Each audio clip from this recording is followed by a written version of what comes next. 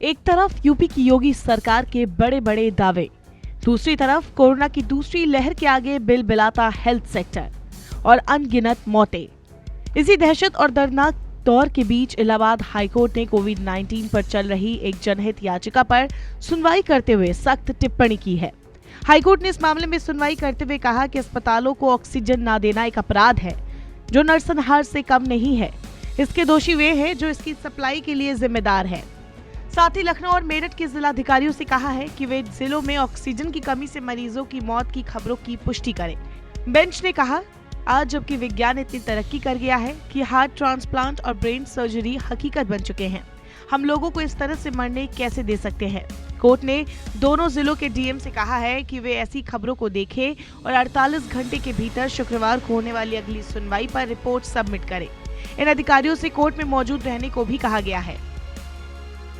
वहीं इस दौरान सरकारी पोर्टल पर बेड्स अवेलेबिलिटी की झूठी जानकारी देने का मामला भी उजागर हुआ, जब हाईकोर्ट के कहने पर एक वकील ने अदालत के सामने फोन कर ये जजों को सुनाया। अदालत ने कहा कि उन्हें पता है कि पंचायत चुनाव की काउंटिंग में कोविड प्रोटोकॉल का उल्लंघन हुआ है। अदालत ने इसकी जांच करने के लिए सरकार से पंचायत चुनाव केंद्रों की सीसीटीवी फुटेज मांगी है। अदालत ने कहा है कि राज्य चुनाव आयोग ने सुप्रीम कोर्ट में हलफनामा दिया था कि पंचायत चुनाव की काउंटिंग में कोविड प्रोटोकॉल का पालन करवाया जाएगा। इसके अलावा हाईकोर्ट ने कहा कि उसकी पिछली सुनवाई पर चुनाव आयोग से चुनाव ड्यूटी में लगे कर्मचारियों की कोविड से हुई मौतों पर जवाब मांगा था, लेकिन चुनाव आयोग का जोर इन मौतों की तस्दीक करने के बजाय खबर को गलत साबित करने पर ज्यादा है। वहीं अदालत ने जस्टिस वीके श्रीवास्तव की कोरोना से हुई मौत पर जांच भी बिठा दी है।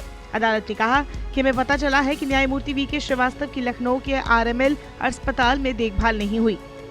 हालत बिगड़ने पर उन्हें पीजीआई शिफ्ट किया गया, जब बाद में उनका निधन हो गया। बहरहाल कोरोना वायरस की वजह से जिस तरह के माहौल देश में पैदा हुए हैं वो चिंताजनक जरूर है। अब देखना होगा अगली सुनवाई में कोर्ट क्या फैसला सुनाता है।